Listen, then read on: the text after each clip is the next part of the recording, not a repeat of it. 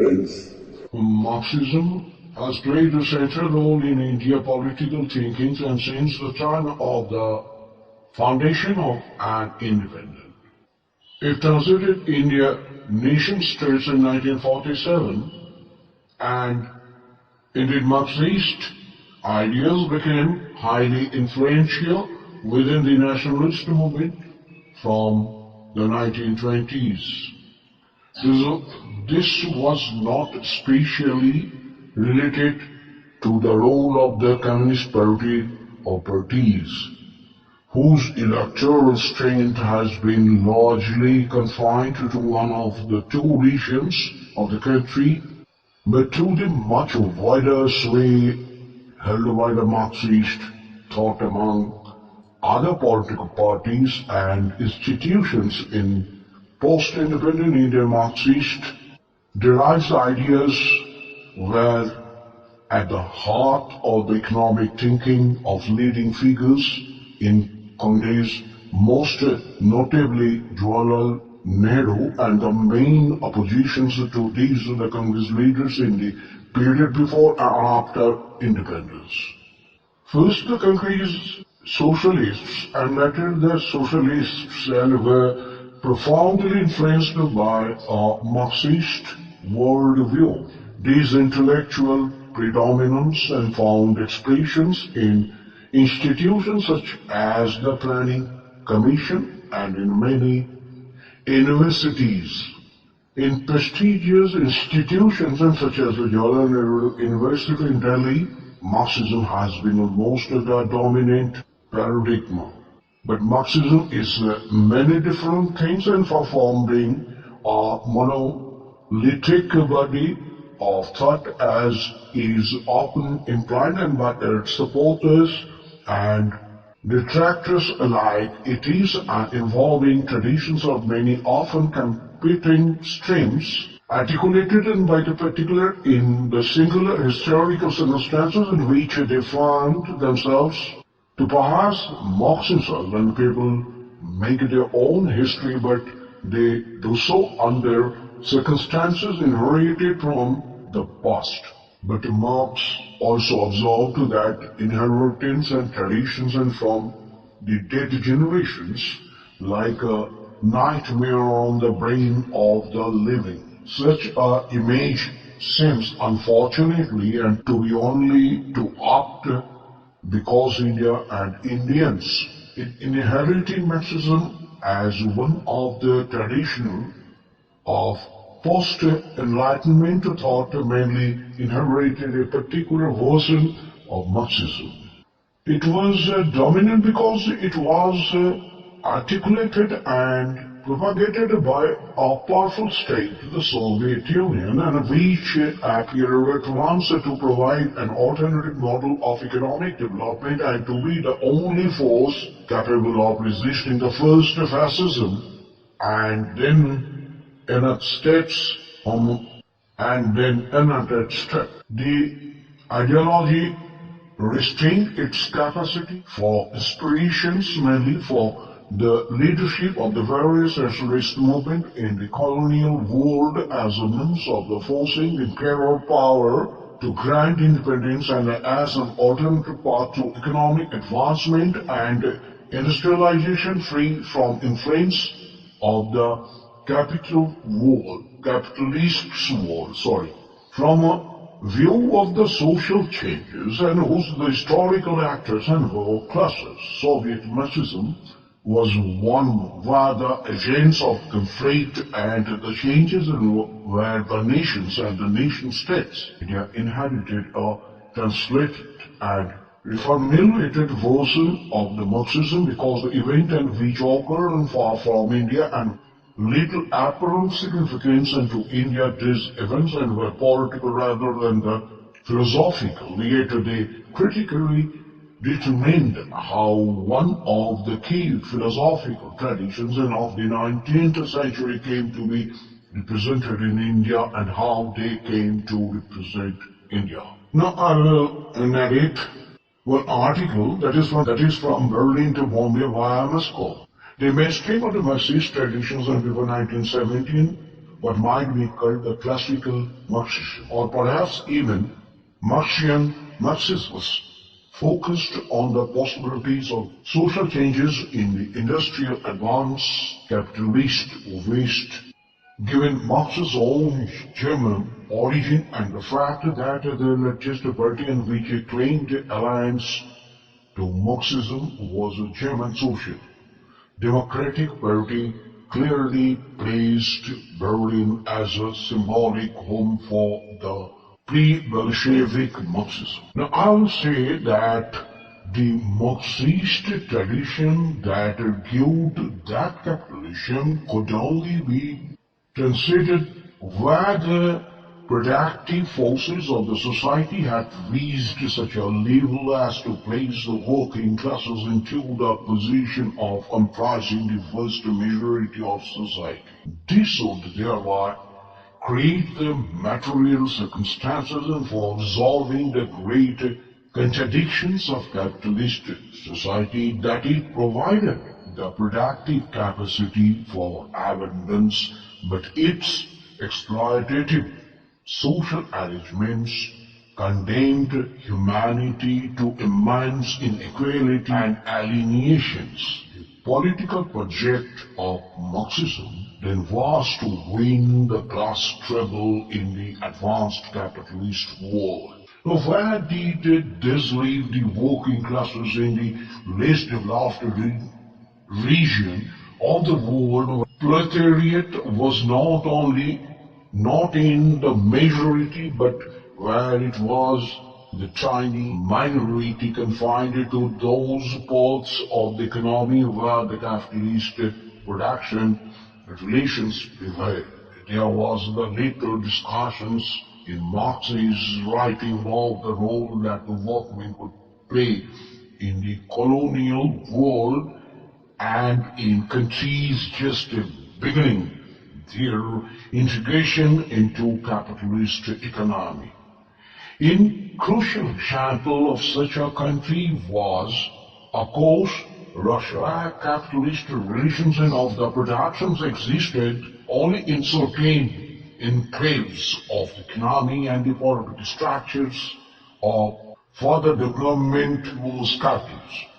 The Bolshevik position was that in such circumstances the working classes and could only support the political struggles of the liberal bourgeois, and that working class demands could not be placed on the agenda until such a time as the Russian economy had developed to level of comparable with the industrial West, Lenin and the Bolsheviks.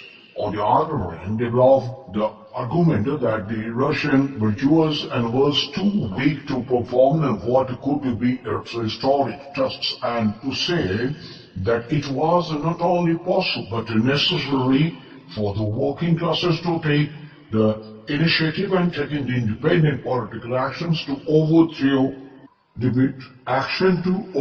socialists. This would mean transcending or bypassing these stages of the capitalist economic development under the rule of the bourgeois democracy and moving directly on to the establishment of a state run by and for the working classes. A state would protect an economic system controlled by labor in the cities and by the peasantry in the countryside. The key caveat, however, which is often written out of accounts of these debates, and was that such a pivotal role for the working classes in a backward country was seen as only a temporary one. A workers' state, the Bolshevik argued, could not survive for long if it was isolated in a sea of hostile imperialist power. Point of a working class seizing power of a backward country like Russia was that the country was well linked in the chain of European capitalism, and to break that link would open up the possibilities of sparking revolutions and in the countries of the advanced capitalist West, only revolution in this step. First of all, in Germany, could ensure the survival of migrant workers stayed in backward Russia and helped the advance of the process of economic development and strengthening the social and demographic positions of the working classes in Russia. In other words, while the locus of the Marxism might shift temporarily to the Petrograd and Moscow, the leading centers of transcendent capitalist would an international worker state would be in Berlin, Paris, London, New York, and so on. And events developed, of course, the center of the revolutionary workers' movement did shift to the Petrograds and then to Moscow and these cities and became the centers for the dominating, of course, of debate on Marxist theory and strategy. The result of the developments and was to distort the development of the Marxist thinking and for the decades and afterwards because although the regime of Moscow was isolated and was almost toppled in civil war and foreign interventions, it did survive without the revolution spreading.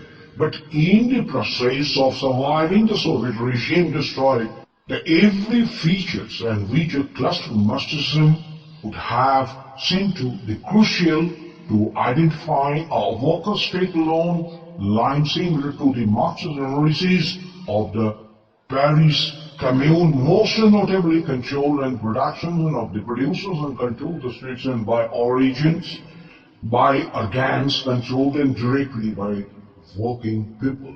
Second to say, instead of the Soviet regime was characterized by the harsh discipline, the exploitations of the labor, the expropriation of peasants, the destructions of the Soviet and trade unions as effective instruments and their replacement by the director state forms. However, despite the reconstituting the fundamental Marxian conceptions implicit in the doctrine of the socialism in one country, Moscow became established as a permanent rather than a transitory center dominating debates on the Marxist theory and strategy. Soviet Russia appeared to be the only bulwark against the fascism and imperialism and the stirring economic transformation of the country during a time when the West was mirrored the depression and was the inspiration to the political movement across the world seeking social changes.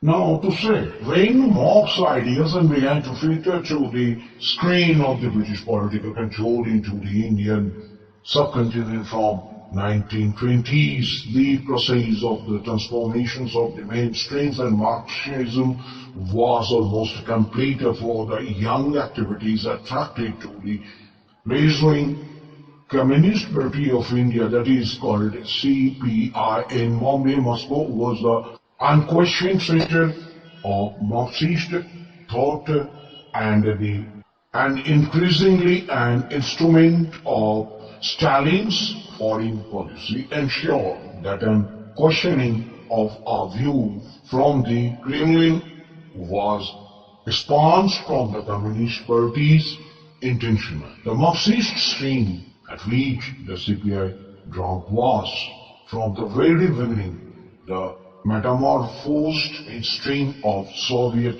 Marxism, the only exception to the intellectual domination of Indian communists by Moscow was M.N. Roy, who significantly came under Marxist influence well before the rise of Stalin, as discussed. Now to say, as a philosophy of practical politics whose adherents were keen to make an impact on the world around them, The dominance of the Soviet Marxism in India had a critical effect on the political doctrines of the left in India. The two key elements of the inheritance of Soviet Marxism were ascendances of the nationalism and what might be called developmentalism, or more precisely state-centered developmentalism.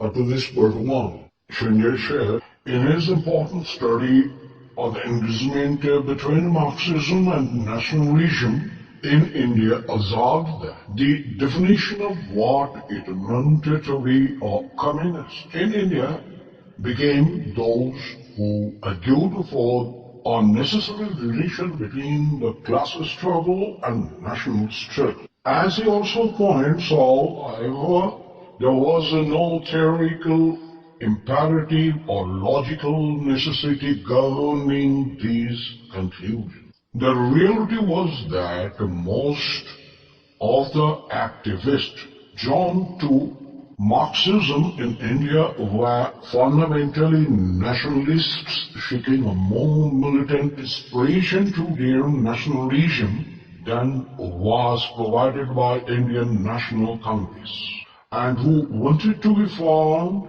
a link between economic demands of the workers and peasants and the fight for independence. The Comintern said that the link could be made by declaring as distinct from theoretically or practically demonstrating that independence could only be achieved through the workers' fight for socialization. She tends to argue as if the acceptance of this particular relationship between Marxism and nationalism can be understood in largely psychological terms.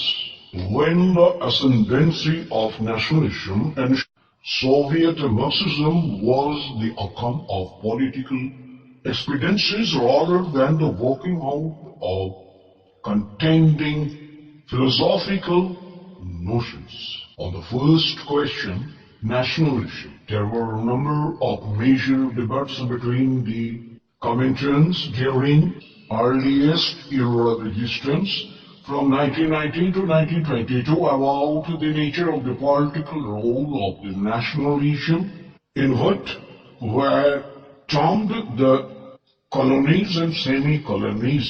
The example uppermost in the mind of the participants in the debate was in particular during the time of the first non-cooperation movement. Lenin argued that the capitalism had passed into a new and final stage, that of imperialism, where a worldwide capitalist system had developed which depended on super profits to be gained in the colonies. He therefore concluded that the independence movement and rising throughout Asia by the colonial middle class and bourgeoisie were movements of oppressed nations attempting to throw off the yoke of oppression nations in the West. In agreeing in this way, Lenin made the first important introductions of the non-class categories as key actors in Marxist political analysis. Now I will switch over to another episode or another part that is very important to learn. Mr. Raymond Roy, on the other hand, argued that to draw a parallel and analogy between the class struggle between the labor and the capital with that of the oppressed versus oppression nation was false and misleading. He made a case in which pointed to the development of the indigenous capitalism and hence the indigenous capitalist class in India, which British policy either allowed or, especially in the years after First World War, deliberately facilitated. He concluded that the nationalist movement of the Indian bourgeoisie was essentially a fraternal and intense struggle between rival nations, bourgeois, and not a struggle that could lead to the overthrow of capitalism. He therefore also concluded that the working classes in India, and by implication, the working class in other colonies, should not be limited by the political program of the nationalist movement, but had to place its own class demands on the agenda. The working class should, if circumstances allowed, actively work towards the overthrow of its own bourgeois and establishment of workers' state on the Russian model. The outcome of the debate then was that the Lenin's position was largely adopted but was modified to note that any assessment of the nationalist movement in a particular country should take account of the relationships between the indigenous bourgeois and imperialism. This was a potentially crucial modification in that it suggested that the nationalist movement was not necessarily progressive and dependent for their anti-imperialist content on the nature and origin of the indigenous capitalist class, whether it was entirely dependent on imperial capital for its existence or whether it had a degree of autonomy given or material interest in resisting imperialist power. Now, I will say the bourgeois nationalist movement were not necessarily forces that would weaken capitalism as a whole, but were to be assessed on a case-by-case basis. That is very, very important. Now, we should keep in mind, and this is to be noted, that Roy's ideas were adopted as a supplementary thesis on the colonial question. At the second Congress in the Convention affirming that we are given a comparable status to the line in the official thesis, even though they had been voted down by Congress. This was in stark contrast to the way in which the views of the colonial delegates were regarded or disregarded in subsequent Congresses in 1920s, when the conventions had been taken over by the Stalinist dictatorship. Mr. Roy himself was expelled from the convention in 1926, the same year that Trotsky was exiled. Now, let us back to India. From the mid of 1920 onward, the Communist Party of India, in short CPI, followed every twist and turns of the Stalin's conventions as a need of the survival of his regime and was translated into directives to change and rechange strategy, each change being justified in a post hoc theoretical reformulation. The first line fostered on the CPI and all other parties throughout the world affiliated to the Comintern was that of the short but strategically disastrous ultra-left period from 1928 to 1935. I pronounce once again, ultra-left period, when all bourgeois nationalist movement in the colonies and the social democratic parties in the West were branded as agents of imperialism, who were, as it were, dangerous to the working class, as were the forces of the fascism. The CPI thus isolated itself from the nationalist movement and from most elements in the labor movement. Then from 1935, Stalin instituted the line of the Popular Front, in which communist parties were directed to ally themselves closely with the labor bourgeois in their own country and to play down independent working classes organization. The change was driven The change was still concern about the threat presented to the Soviet Union by the rise of the Nazi Germany, Stalin's decisions to seek reapproachment with the West, a possibility which could be enhanced if the three communist imperial unrest as elemented in the colonies such as India. This meant that communists should all but dissolve themselves into nationalist movement regardless of its class character and anti-imperialist potentials. The political consequences of the embrace of Soviet Marxism became particularly clear during World War II, when the CPA first followed the Comintern. Let me clear first the term Comintern. The Communist International is known as Comintern, known also as the Third International. 1919 to 1943 was the international organization that advocated world communism. Now, the Comintern's line during the period of Nazi-Soviet pact that the war was an inter-imperialist struggle in which all progressive organizations should refuse to participate and then faithfully took up the country position after the evasion of the Soviet Union called for the support of the People War. Lenin also argued that inter-imperialist rivalry, the fact that they could not be together, is also what enabled those countries like Russia, like the Soviet Union, which had broken out of capitalism to survive. Even in one of his last writings, he says that the reason the Soviet power survives is because of the contradiction, the rivalry among the imperialist countries, even though it's the case that several of them had got together to attack the Soviet Union, as you know. Nonetheless, he therefore saw that this was a conjuncture in which it was possible for countries to break off one after another from this, from the world capitalist system, and what is more, the rivalries among the capitalist powers can even sustain such breaking away because they can't really combine to overthrow such breakaways. What then constituted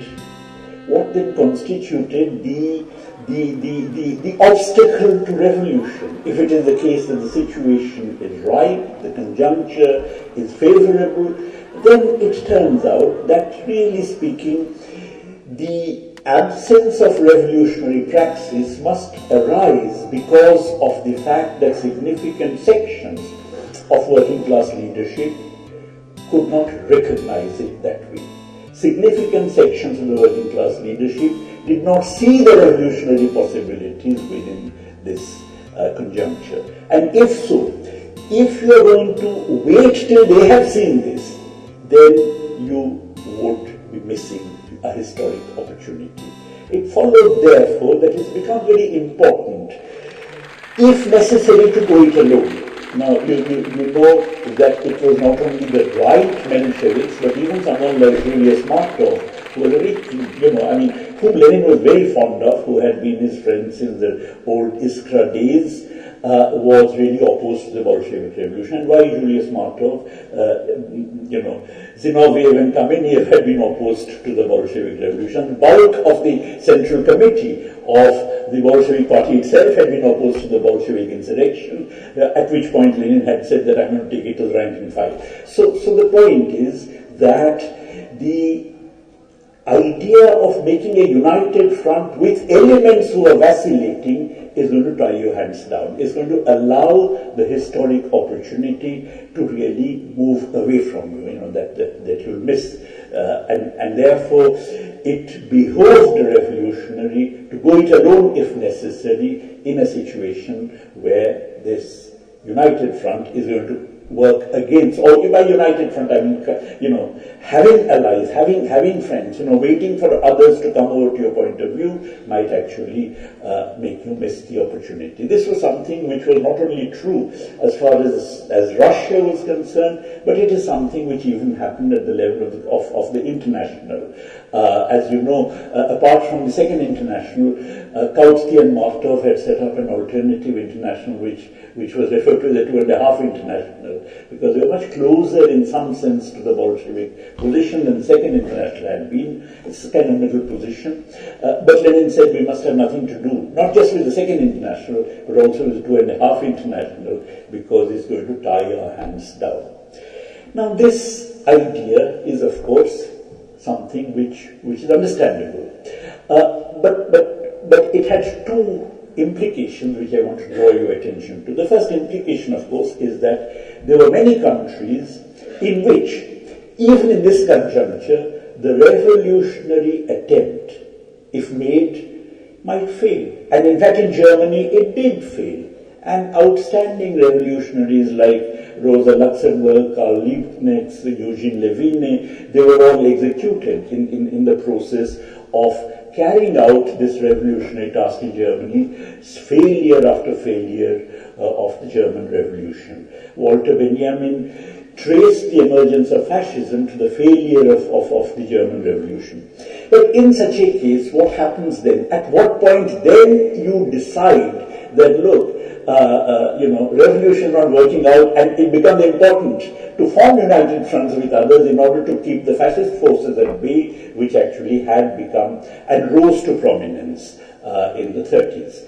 Now, this is something which, of course, in the 7th Congress of the Communist International in 1936, the idea was that there has to be a united front against fascism, but that was rather late. But I would believe that to some extent the fact that there was a reticence in forming alliances with other political forces owed to this understanding that is going to hold back the revolution. And this understanding persisted even after the revolution had actually failed.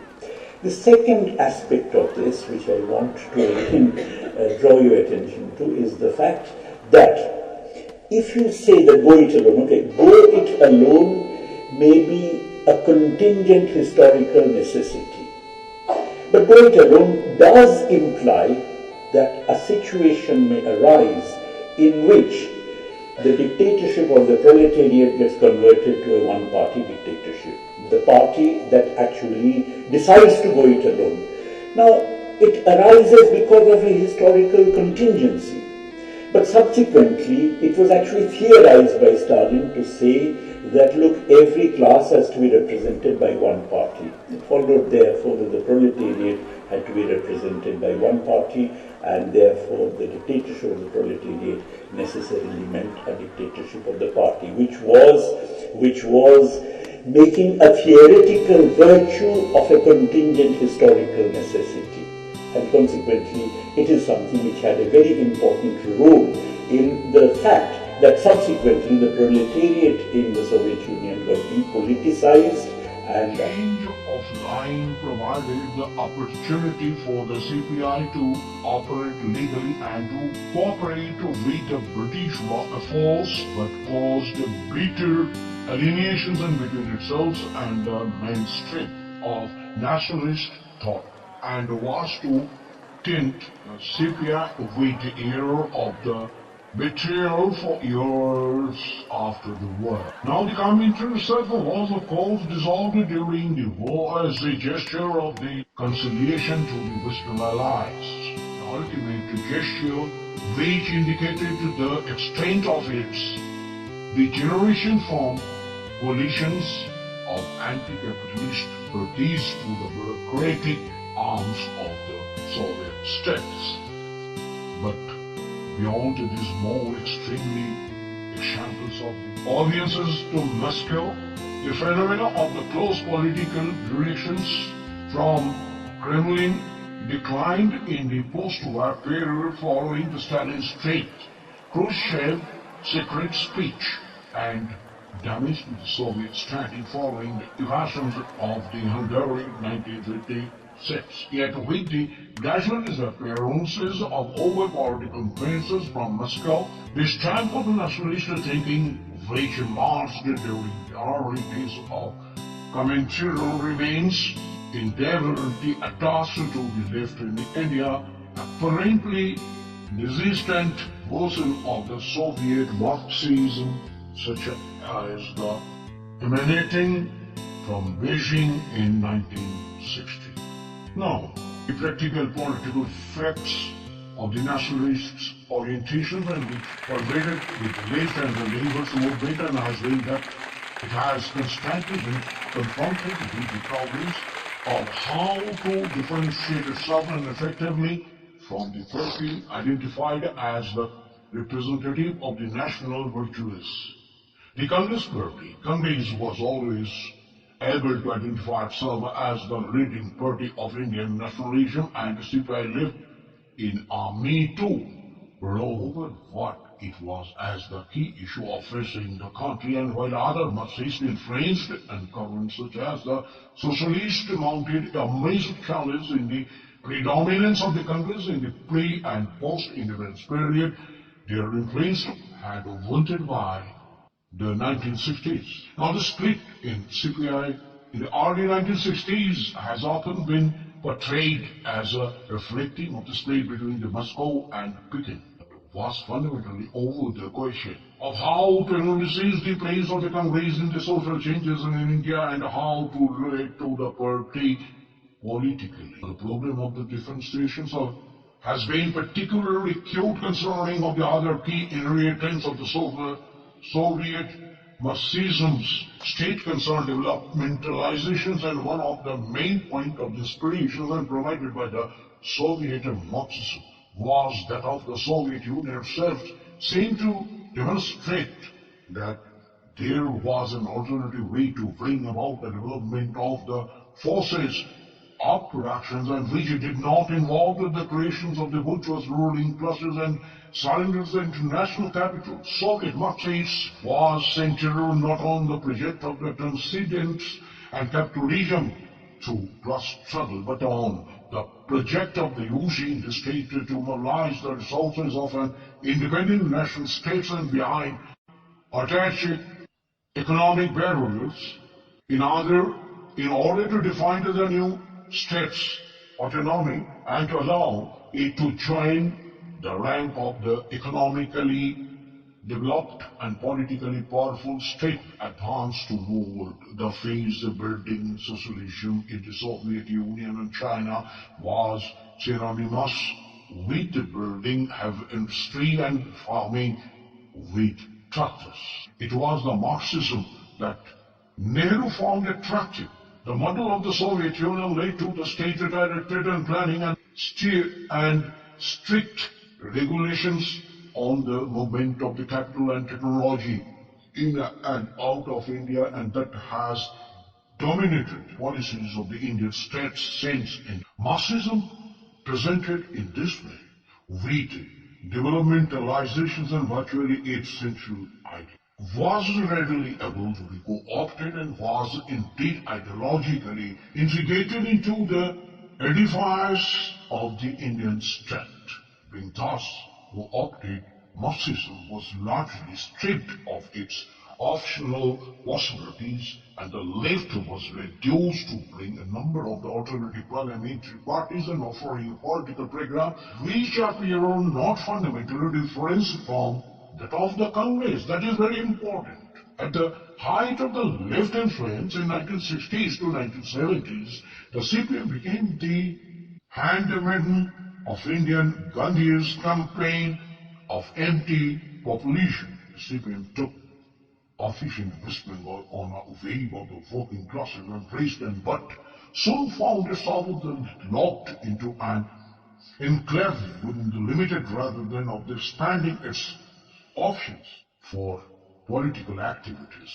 After a brief filtration with using the offices of the facilitator the class struggle by withdrawing the policy intervention of the labor disputes, the CPM came into realize that to occupy even the relatively minor seats in the house of the bourgeois Indian states necessitated crushing more radical challenges to the status quo, such as the Naxalis and the discouraging the independence interactive from the labor organized. Thus the construction of India and the rest of the developed world, and which was implicit in the verse in the version of the Marxist and India inherited as and that of India inherited was such as the Marxism was absorbed into the mainstream of Indian political discourse. In the process, most of the potential and the Marxism and to provide inspiration and directions of the organization of the millions of the working people in India being drawn into the capitalistic economy, both in industry and agriculture, and was also absorbed.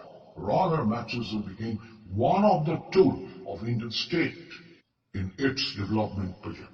After the collapse of the Soviet Union and the collapse of the Soviet Marxism had thrown much of the left in India into the confused and the disoriented condition.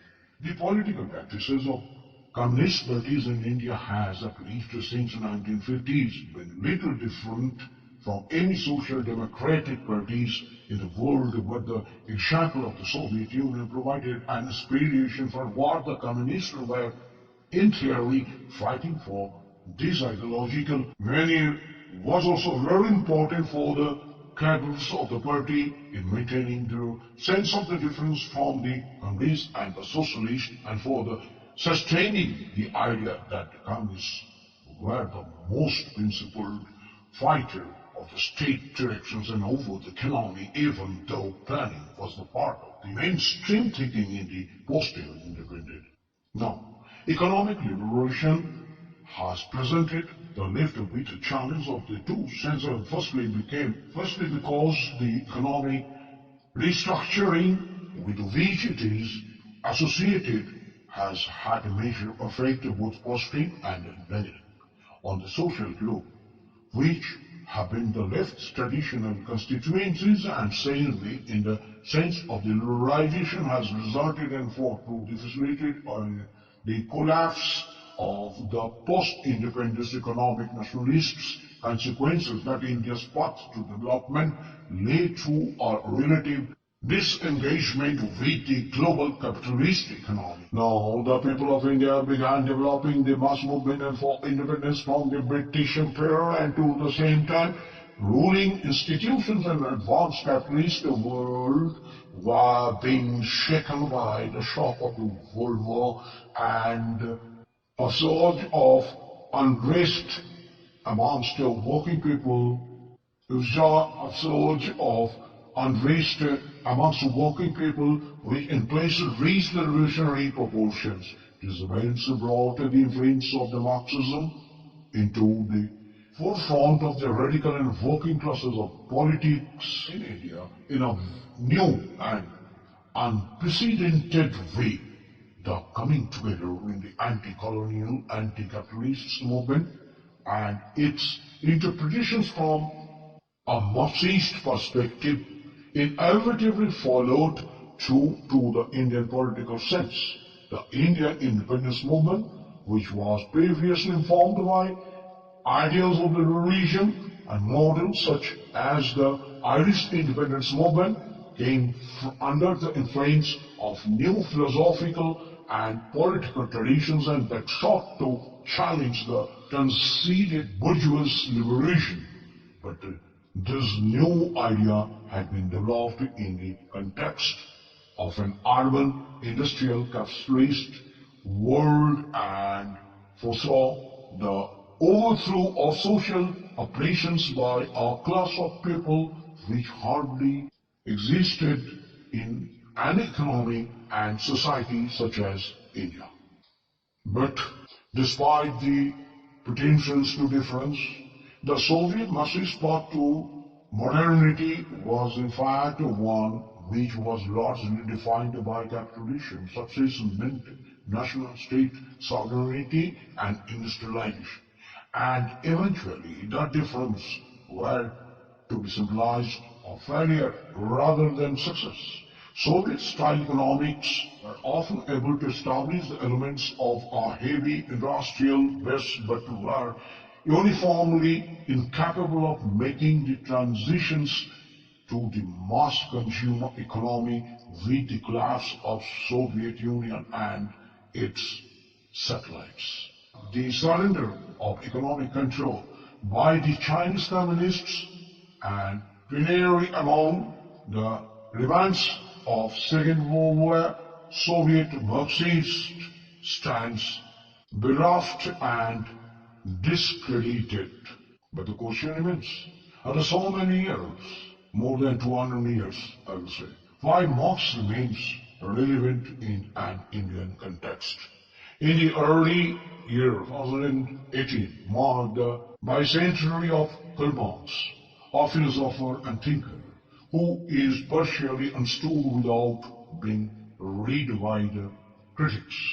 Marx does not lack vocal critics, but especially in my opinion, it's my opinion, of course, is the need of the hour to view how Marx helps us understand Indian society and what lies ahead. In a nation like India, the vision of Karl Marx has enough relevance due to deep-rooted class and caste discrimination, has he owned renowned work with Friedrich Engel in One Contradictions of Capitalism. Now the capitalism's profit-making tendencies eat up surplus labors and makes overproduction inevitable.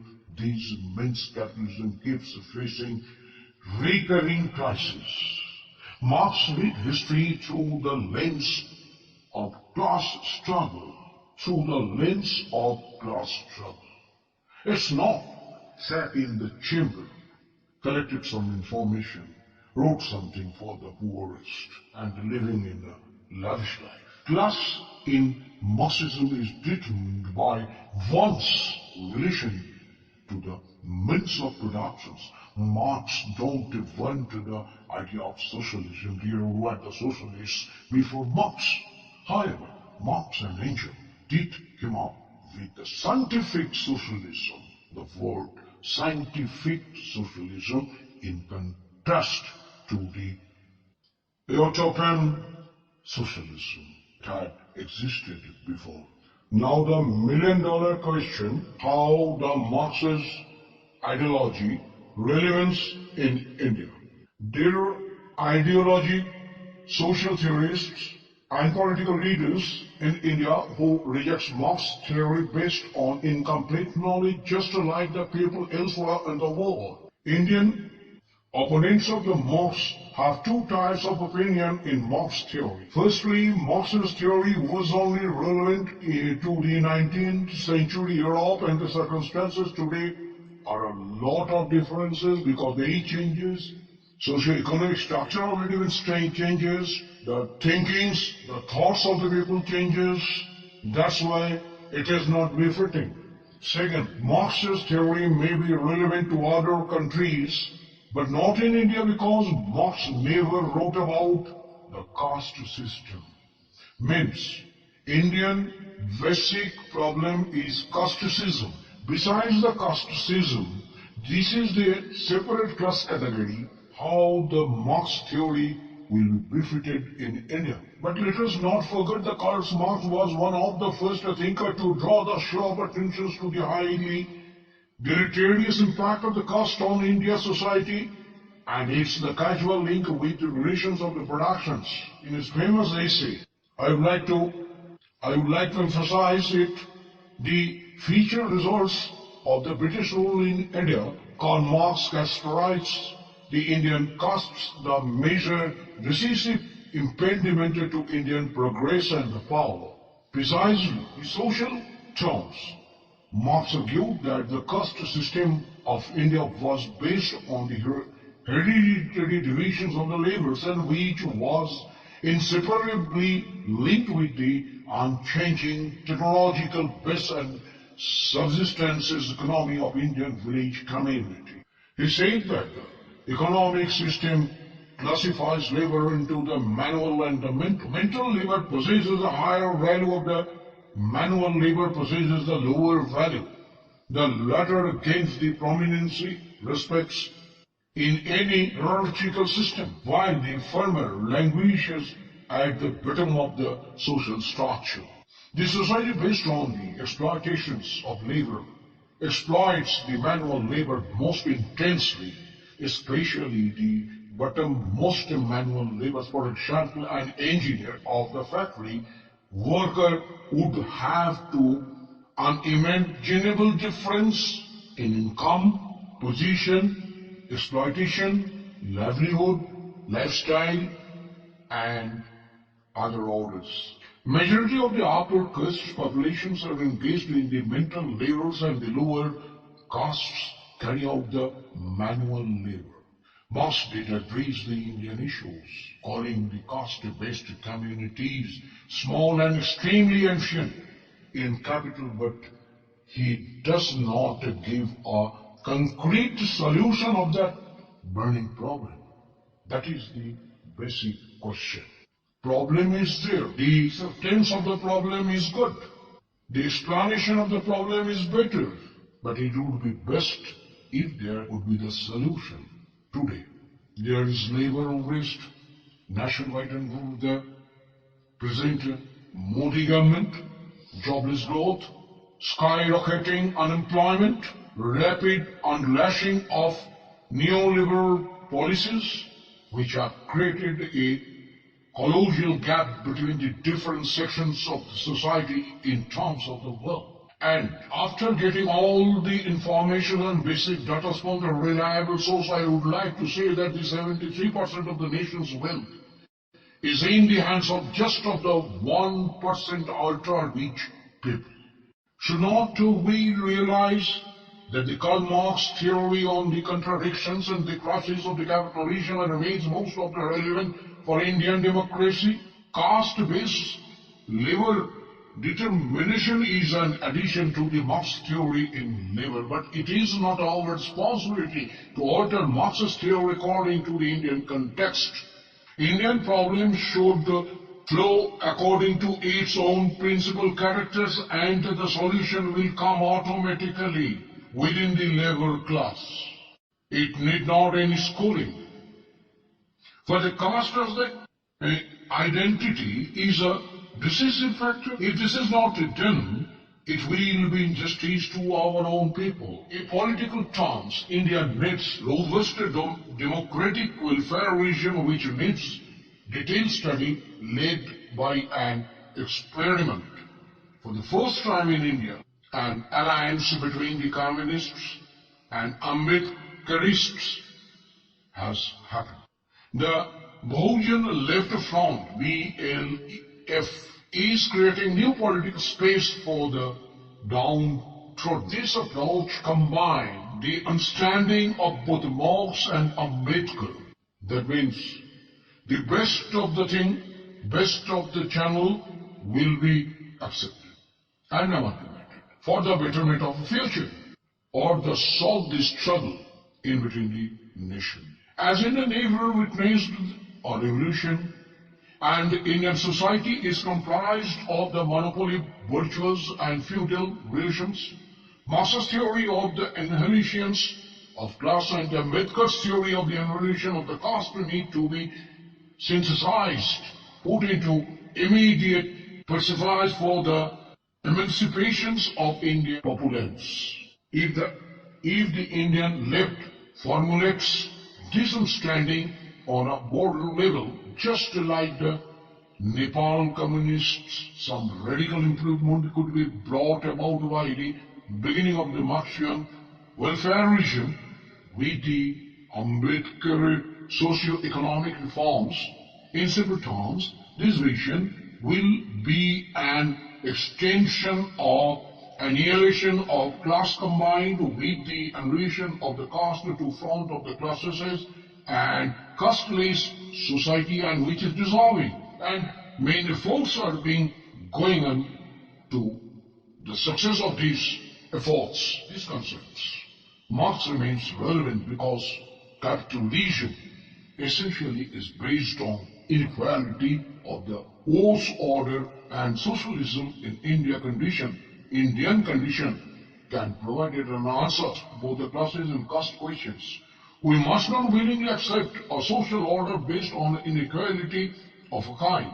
We must also understand that Marxist revolutionaries as Lenin, Mao, Ho Chi Minh, Castro, etc., adopted ideas of the Karl Marx which suited best the needs of their revolution. Indian conditions demanded the same.